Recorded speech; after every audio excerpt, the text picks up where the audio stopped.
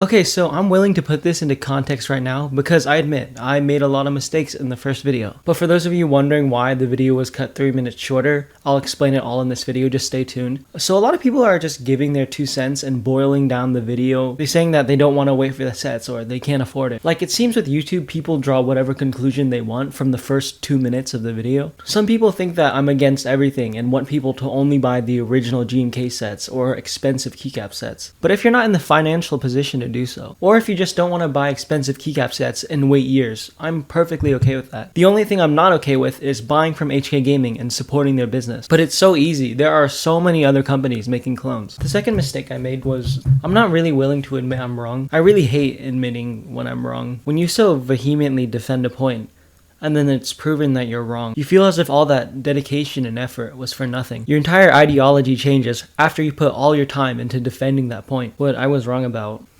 was the fact that my sleeves were rolled up. Not even rolled up halfway like how you're supposed to do it. I mean like all the way. When you roll up your sleeves in a fashionable manner, you usually roll them a little under your elbow, but no. I not only went past my elbow, my sleeve went touching my shoulder. Do you know how visually unappealing that looks to me while editing the video and you, the viewer? I really do apologize for that, and I hope you can find it in yourself to forgive me. The third thing I forgot to address was people can't really draw the distinction between product and company. You can absolutely 100% hate a company and their business practices, but you can still think that their products are good. Another thing people have told me is that they're sorry for purchasing HK Gaming products in the past. That's perfectly okay, and I'm glad you apologize for that, and I'm glad you're aware of the situation now. But it's okay, you weren't aware of it at the time, but you are now. So I think that's really cool of you, the people who did think that. So let's get into the meat of the video. The first most blatant topic I want to cover is HK Gaming threatening me. On Reddit on r/mouse review,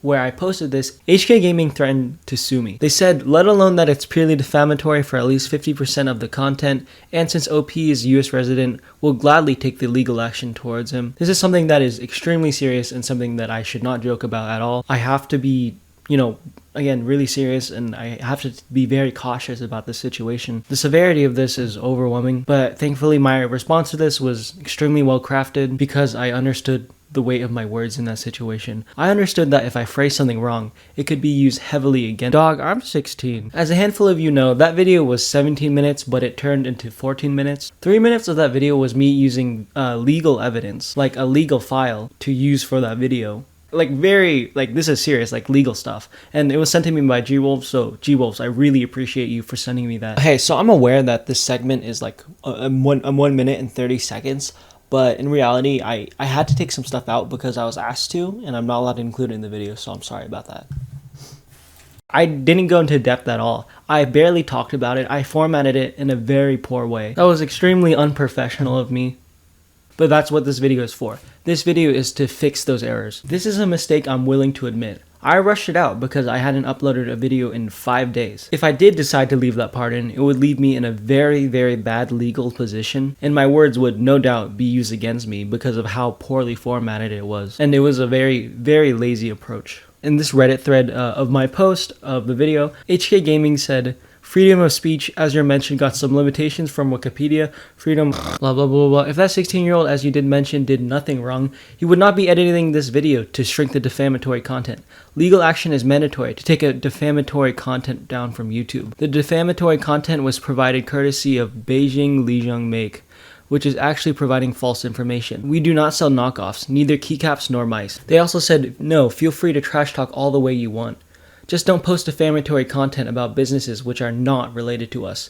That's it. That part was removed from the video. If the last part of the content was not defamatory, the OP would not have edited 30 plus seconds of the video. At least 95% of it is removed now. The rest is rant. We are fine with rants and disrespect, not fine with defamatory content. So I'm going to go back to the entire statement later, but the part where they say we are fine with rants and disrespect, no you're not. I tweeted this out a couple days ago, HK Gaming block thread. Reply with a picture of you being blocked by HK Gaming. And some people who haven't even come into contact you were blocked because they followed me. I even said suck my nuts, and they reported me on Twitter and got me suspended. And to those who talk about freedom of speech, 4 to 5 tweets of that 16-year-old kid violated Twitter policy. Oh, my bad. You don't care about Twitter policy. I assure you, HK Gaming, you don't care about Twitter policy in the slightest. You are incapable of receiving and processing constructive criticism, or as you put it, rants and disrespect. Do you know how in some FPS games, when you die, you like drop a grenade? That's exactly how you handled this. Your responses are basically last-ditch efforts. You got me suspended on Twitter for 24 hours. Are you really that butthurt about it? Do you know how embarrassing it is that me, someone who ate ketchup for a YouTube video, is making you convulse in your DX Racer? So now we're going to talk about those 3 minutes of the video that was edited out. So I am going to try to format these in a very professional approach, something that HK Gaming is incapable of. The sources I'll be citing are official government websites. These are the real deal, official government websites. So HK Gaming, in order to prove me wrong in this instance, you have to prove these official government sources wrong. The sources I'm stating are the USPTO, or the United States Patent and Trademark Office, USPTO.gov, also the overseas registries from gov.uk, and the EUIPO, the European Union Intellectual Property Office, or euipo.europa.eu. And by the way, this is all public information. I'm gonna link this in the description. When you search HK Gaming on the USPTO, there is a lot of information here, but what's important here is the registry of the owner is Core Sourcing Limited, and the address is 27 Hiller Street, Fufai Center Unit. Are you shaking, HK Gaming? Are you scared? Are you quivering right now like the little Weasley company you are? Don't piss yourself yet. Hold on to your chicken nuggets. It gets better, HK Gaming. Do you know how I just mentioned Corvus Sourcing Limited? In this application for the trademark Obinslab, otherwise the people who made the and Pro and popularized it, in the applicant information, the owner of the mark is Core Sourcing Limited. Isn't that weird?